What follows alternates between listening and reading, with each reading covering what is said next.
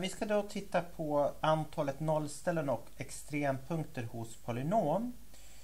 Och då är det så här att vi börjar med lite exempel först. Då ritar vi grafen då till polynomet x kvadrat minus 2x minus 3. Och det här är ju ett andra grads polynom. Och då ser vi, ja, det här polynomet det har 2 nollställen och en extrempunkt här, ett minimum. Sen om vi tittar på på andra gradsfunktioner, de kan ju sakna reella nollställen. Till exempel polynomet f av x är lika med x kvadrat minus 2x plus 3. Då har jag bytt ut minus 3 här med ett plus 3. Vad har hänt då? Jo, nu saknar den nollställe, men den har fortfarande en minimipunkt, en extrempunkt. Om jag tar tredje grads polynom, då tar jag det här polynomet x upphöjt till 3 minus 3. Den har 3 nollställen och 2 extrempunkter där och där. Men tittar jag på polynomet x upphöjt till 3, den har ett nollställe. Och det kallar man också för en trippelrot. Och det ska jag förklara lite mer sen varför det är så. Och en extrempunkt 0, 0. Och den här är en terrasspunkt.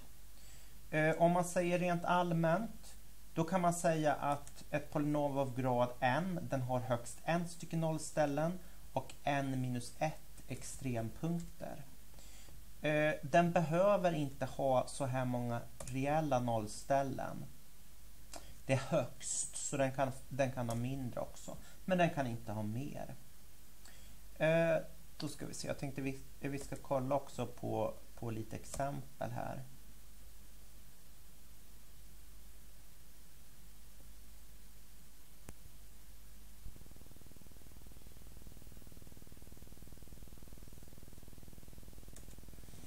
Då så har vi, det här står i eran bok på sidan 25. Alltså att för polynom av grad n så gäller att antalet nollställen det är högst n och antal extrempunkter det är n minus 1. Så det gäller alltså när vi har polynom av grad n. Så, då ska vi titta på lite uppgifter här. Och den första, det helt enkelt handlar om att man ska ha förstått det här jag sa tidigare med antal nollställen och graden. Och då står det så här. Hur många nollställen kan det högst finnas hos ett polynom av graden 3? Ja, det här tidigare sa ju, har vi grad 3, då kan vi högst ha 3 nollställen. Så då blir svaret 3 här. Sen frågar de på nästa uppgift, eller på B har jag skrivit här. Ja, då är det 5, grad 5, då kan det vara 5 stycken nollställen som mest. Sen säger de grad n. Ja, då är det n nollställen. Så det är egentligen att man testar den här satsen då. Sen på B så står det så här. Hur många extrempunkter kan det högst finnas hos ett polynom av graden, då tar jag B då, 5. Ja, då är det 5 minus 1. Alltså 4 stycken extrempunkter kan det högst finnas. Och sen så av grad n, då är det n minus 1 extrempunkter som vi kan ha. Vi ska titta på den här uppgiften. Och då står det så här. I figuren visas grafen till tredje grads polynomet p av x. Bestäm funktionens nollställen. Så då ska vi alltså läsa av i den här figuren. Vad har den här funktionen för nollställen? Och då ser vi att vi har ett nollställe där. Här är ju här är x minus 1. Sen har vi ett nollställe där. Och då är x lika med 0. Och sen har vi ett nollställe här. Så då var x lika med 1. Hur många nollställen har funktionen q av x som är p av x plus 1. Då ska vi flytta upp den här ett steg. Och det här, det kan man då, om man ritar av den här och göra för hand, man kan också göra det här i GraphCalc. Och vi kommer sen gå igenom att det finns en sats som säger att har jag de här nollställena minus 1, så att det kommer i bild nu här, minus 1, 0 och 1, då kommer polynomet se ut x gånger x minus 1 gånger x plus 1. Men det kommer jag återkomma till. Så jag ritar den här i GraphCalc. Den här som jag har här. Då ska vi se. Där har vi den. Och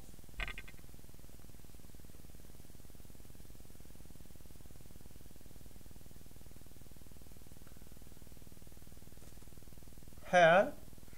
Jag gör samma som jag har i figuren här. Då skulle jag lägga på en etta först. Då lyfter jag upp det här polynomet. Ja, vad händer då? Jo, då kommer jag inte ha... Då kommer jag bara ha ett nollställe. För jag kan tänka mig, om jag tittar i figuren här, att jag lyfter upp det här polynomet ett steg. Så då kommer det se ut någonting sånt här. Ungefär. Så jag lyfter upp det här polynomet ett steg. Och då kommer jag bara ha kvar det här nollstället. Eller det kommer inte bli exakt det är nollstället heller. Men när jag lyfter upp det här så kommer jag bara få ett nollställe. Sen står det så här att hur många nollställen har funktion polynomet r av x. Då det står så här att vi har, så att det kommer i bild också. Då det står så här att r av x är lika med p av x minus 1. Då kommer den här att flyttas ner ett steg. Så om jag går tillbaka till min ursprungliga funktion som ser ut så där, då ska jag flytta ner den där ett steg. Då gör jag där då. Så jag flyttar ner den här ett steg. Nu ska vi se. Nej. Så kan man inte. Vi gör så här då. Jag klipper ut den. Och sen klistrar jag in. Så klistrar jag in den. Och sen tar jag minus 1 där. Så. Så. Och vad har hänt då? Jo, nu har jag ju också bara ett nollställe på den här. Så att den här då r av x a, b, q av x har ett nollställe. Men det har ju även r av x.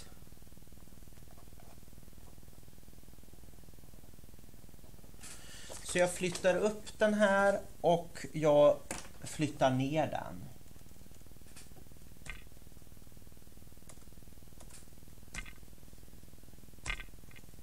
Så nu sätter jag i de här ursprungliga här också.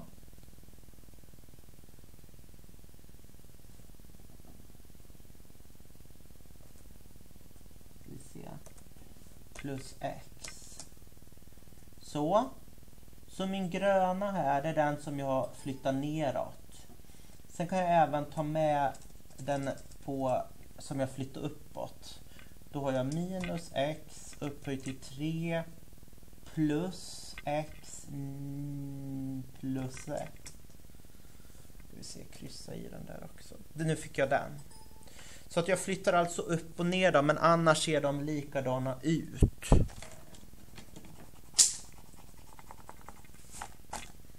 Så jag kan ju säga så här, om jag tittar på den här figuren. Ja, då vet jag ju det att jag zoomar in den lite också här. Så. Då vet jag ju det att min Q av X, den kommer att ligga så här. Den är uppflyttat ett steg som jag hade här när jag visar på GraphCalc.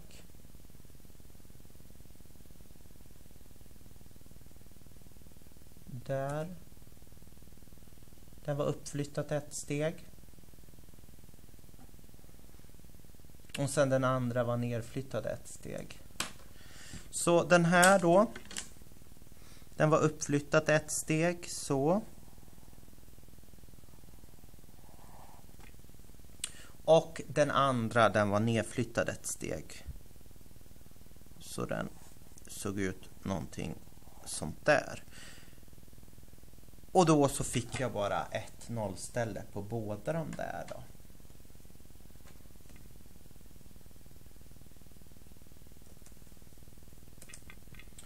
Så, tänkte titta på lite fler uppgifter här. Då står det så här i den här uppgiften, 1044. Hur många nollställen har funktionerna?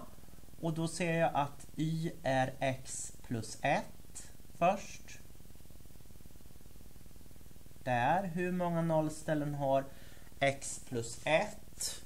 Och då så kan jag göra så här att det här kan jag lösa algebraiskt helt enkelt. Jag tittar på den här uppgiften och sen så om vi ser, jag flyttar den lite längre upp hit så jag får lite bättre plats. Ja, men om ska jag avgöra det här så kan jag ju bara, jag kan rita eller så kan jag bara titta på det här rent algebraiskt. Xy är lika med x i kvadrat plus 1. Sätter jag det lika med 0, ja då hittar jag mina nollställen. X kvadrat plus 1 är lika med 0. X i kvadrat är minus 1. Nollställen saknas. För nu pratar vi om reella nollställen. Så den saknar nollställen här. Så det är inga nollställen. 0 stycken är det helt enkelt. Sen hade vi, det här var A. Sen hade vi 1044 B. Och då så står det så här att vi har x upphöjt till 3 plus 1. X upphöjt till 3 plus 1. Vi tittar på den där då. Om vi sätter den lika med 0, då kommer x upphöjt till 3 plus 1 och bli lika med 0. Och då kommer det stå att x upphöjt till 3 är minus 1. Och hur är det med det här då? Jag suddar det här så att jag får plats. Nollställen på den föregående saknas. Hur är det med det här då? Jo, det här är ju bara, finns ett nollställe. X upphöjt till 3 minus 1. Då är x tredje roten ur minus 1, vilket är minus 1. Så den här på B, den har ett nollställe. Och nollstället är minus 1. Så. Har vi något annat kul? Ja, på C, då står det så här. På C står det så här. X upphöjt till 4 plus 1 är 0. Då är x upphöjt till 4 minus 1. Men då är det samma sak där, då saknas det. Nollställen saknas. Så det är inga nollställen alls. Vi kan kolla också på 45. För den är också lite kul här. På 45. Vi kollar på 45. 1045 D. C, förlåt. Då står det så här. Jag tror att jag kan ta lite mindre zoom här. Och sen så tar jag det här åt sidan. Alltså så. Och sen så tar jag bort det här. Så inte den är i vägen. Då står det så här. Y är x upphöjt till 4 minus 1. Sätter vi 0. Då kommer x upphöjt till 4 och vara 1. Ja, då ska vi ta fjärde roten nu. Men nu måste vi ha plus minus. För alltid när vi upphöjer x till någonting jämnt, till ett jämnt tal, då har vi alltid plus och minus. Så det blir plus minus. Fjärde roten ur 1. Ja, men det är 1. För att vilket tal upphöjt till 4 blir sig självt? Jo, det är ju talet 1. För 1 gånger 1 gånger 1 gånger 1, det är 4. Det är plus minus 1, så det är 2 stycken där. Ska vi titta på den här uppgiften då? 1046. Hur många nollställen har funktionen y är lika med x upphöjt till n minus x upphöjt till n minus 1 och n är ett heltal större än 1. Så vi ska titta på funktionen y är lika med x upphöjt till n minus 1. Då ska vi sätta den här lika med 0. Och då ska vi bryta ut det största möjliga vi har här. Om vi tittar på x upphöjt till n, den kan vi skriva som x upphöjt till x upphöjt till 1 gånger x upphöjt till n minus 1. Och varför i hela världens namn gör jag det här? Jo, för att nu så kan jag bryta ut x upphöjt till n minus 1, för det är den största gemensamma faktorn jag har. Och då får jag x upphöjt till n minus 1. Vad har jag kvar här då? Jo, här har jag ju kvar ett x. Sen tittar jag här, vad har jag kvar här då? Jo, jag får ju kvar en 1. Så. Ja, den här blir 0, eller så är x 1. Och nu kommer jag få den här blir 0, och den kommer ha en multiplicitet som är n minus 1. Nu behöver vi egentligen inte bry oss om det. Nu frågar de bara hur många nollställen har vi, och då tänker man olika nollställen. Så det är helt enkelt 2 stycken. Och 47 och 48, de är liknande som de där.